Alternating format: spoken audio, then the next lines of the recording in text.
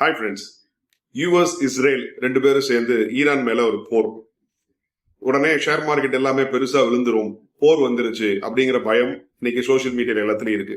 But உண்மையிலேயே market அந்த மாதிரி பெருசா இறங்குமா அப்படின்னா நோ.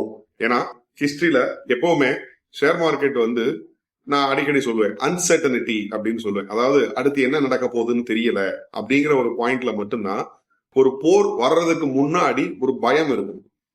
இதனால மார்க்கெட் பெருசா விழுந்துருமோ, போர் வந்துருச்சுன்னா எவ்வளவு நாள் என்ன ஆகும் தெரியாது, யார் யார் அட்டாக் பண்ணுவாங்க, எவ்வளவு பேர் உயிரிழப்பு, எவ்வளவு பொருள் இழப்பு, இதெல்லாம் ஒரு கேள்விக்குறியா இருக்கும். அதனால மார்க்கெட் எப்பயுமே நீ ஜெர்க் ரியாக்ஷன் அப்படின்னு ஒரு போர் வந்த உடனடியா மார்க்கெட் இறங்கும். ஸோ அதுதான் இன்னைக்கு மண்டே இன்னைக்கு மார்னிங் மார்க்கெட் ஓபன் ஆன உடனே எல்லா மார்க்கெட்டுமே இறங்குச்சு. நம்ம மார்க்கெட்டுமே ஆல்மோஸ்ட் ஒரு 2% மேல ஒரு கேப் டவுன் இருந்தது. பட் இன்னைக்கே பாத்தீங்கன்னா மார்க்கெட் 24,600 அப்படிங்கிற பாயிண்ட்டுக்கு கிட்ட ஓபன் ஆனது. Almost closing 24,900. ஸோ கிட்டத்தட்ட 600 பாயிண்ட் கிட்ட கேப் டவுன் ஆனது. வெறும் 300 பாயிண்ட் தான் மைனஸ்ல முடிஞ்சிருக்கு. ஸோ இது இன்ட்ராடே ஒரே நாள்லயே 300 பாயிண்ட் ரெக்கவர் ஆகும் போது அடுத்து வர நாட்கள்ல உங்களுக்கு போருக்கான பதற்றம் இருக்காது. ஏன்னா இந்த போரே அந்த ஈரானோட சுப்ரீம் லீடர் கமேனி அப்படிங்கிறவரை அகற்றுறதுதான் யூஎஸோட ஒரே நோக்கமா இருந்தது. அண்ட் இதுக்கு காரணங்கள் அவங்க நியூக்ளியர் பவர் அவங்களுக்கு எடுத்துடக்கூடாது அப்படி இப்படின்னு அவர் நிறைய காரணங்கள் சொன்னாலும் மெயின் டார்கெட் அவர் தான். ஸோ அவர் முத நாள்லயே சாட்டர்டே அட்டாக்லயே he was assassinated. அதை ஈரானே ஒத்துக்கிட்டாங்க. ஈரானால இன்னைக்கு இது யூஎஸ் மட்டும் இல்ல, இஸ்ரேலும் அட்டாக் பண்ணிருக்கு. அண்ட் ஈரானை சுத்தி இருக்கிற ஒப்பெக் கண்ட்ரீஸே நிறைய அரப் கண்ட்ரீஸே இந்த விஷயத்துல யூஎஸ் கூட தான் சப்போர்ட்டா இருக்காங்க. ஸோ ஒரு கோபத்துல ஈரான் பக்கத்துல இருக்கிற அரப் கண்ட்ரீஸ் மேலேயுமே ட்ரோன் அட்டாக்ஸ் மிசைல் அட்டாக்ஸ் பண்ணிருக்காங்க. ஸோ இந்த மாதிரி ஒரு எந்த வித சப்போர்ட்டுமே இல்லாம ஒரு கண்ட்ரி மட்டும் உலகத்துல நம்பர் 1 இருக்கக்கூடிய யூஎஸ் அண்ட் ரொம்ப ஸ்ட்ராங்கா இருக்கக்கூடிய இஸ்ரேல் ரெண்டு பேரோட அட்டாக்க ஒரு நாள் தான் அவங்களால தாக்கு பிடிக்க முடிஞ்சது. அண்ட் அதுக்கப்புறம் இவங்க மிசைல்ஸ் இதெல்லாம் யூஸ் பண்ணாலுமே அது எந்த வகையிலையும் பிரயோஜனமா இருக்க போறது இல்லை. ஸோ மோஸ்ட் ப்ராபபிளி இந்த வார் ஆல்ரெடி ஓவர்ங்கிற மாதிரி சுச்சுவேஷன் தான். ஸோ இன்னைக்கு ட்ரம்ப்பே ஒரு இன்டர்வியூல நாங்க இன்னும் ஒரு 3-4 வாரம் கூட தொடர்ந்து சண்டை போடுவோம் அப்படின்னு சொல்லியிருக்காரு. ஆனாலுமே ஹீஸ் அண்டர் ஃபுல் கண்ட்ரோல். இந்த வாரம் அவங்க கண்ட்ரோல் எடுத்துட்டாங்க. அப்பர் ஹேண்ட் கிளியரா இருக்குது. ஸோ இது பெரிய அளவுக்குள்ள எஸ்கலேட் ஆகி இன்னும் அடுத்தடுத்து வேற சில நாடுகள் சேர்ந்து ஒரு பெரிய குளோபல் வாரா மாறுறதுக்கான வாய்ப்பு இல்லை. அதனால இந்த வார் இஷ்யூக்கான பயம் மார்க்கெட்ல கொஞ்சம் கொஞ்சமா விலகிடும். ரைட். அதனால நிப்டி ஆர் சென்செக்ஸ் இதுக்கு மேல இன்னும் பெருசா இந்த வாருக்காக இறங்கும்னு நினைக்காதீங்க.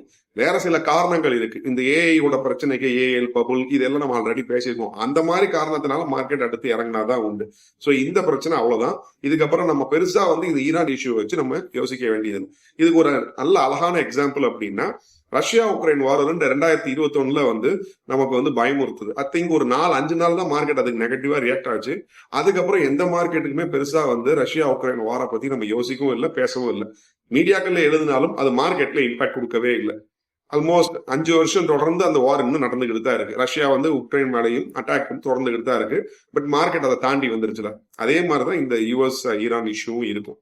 ஸோ இந்த மார்க்கெட் ஈரான் யூஎஸ் வாருக்கு பயப்படுறது அப்படிங்கிறது ஆல்ரெடி 2 நாள்லயே சரியாயிருச்சு. Okay, but what next? இந்த மார்ச் மாசம் அண்ட் ஏப்ரல் எப்படி இருக்க போகுது அப்படின்னா மோஸ்ட் ப்ராபபிளி இண்டெக்ஸை விட ஸ்டாக்ஸ் நிறையவே ஓவர் சோல்ட் ஆயிருக்கிறனால நான் எதிர்பார்க்கறது அடுத்து வர சில நாட்கள் வாரங்கள்ல கொஞ்சம் கொஞ்சமா ஸ்டாக்ஸ்ல கொஞ்சம் பையிங் ஒரு ஏப்ரல் வரைக்கும் மார்க்கெட் பொதுவா கொஞ்சம் ஒரு புல்லிஷான ஒரு ரெக்கவரி கொடுக்கறதுக்கான வாய்ப்பு இருக்கு.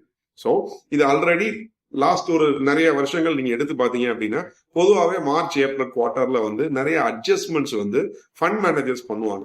அதுல டாக்ஸ் ஹார்வெஸ்டிங் அப்படின்னு இந்த டாக்ஸை குறைக்கிறதுக்காக செல் பண்றதும் நடக்கும்.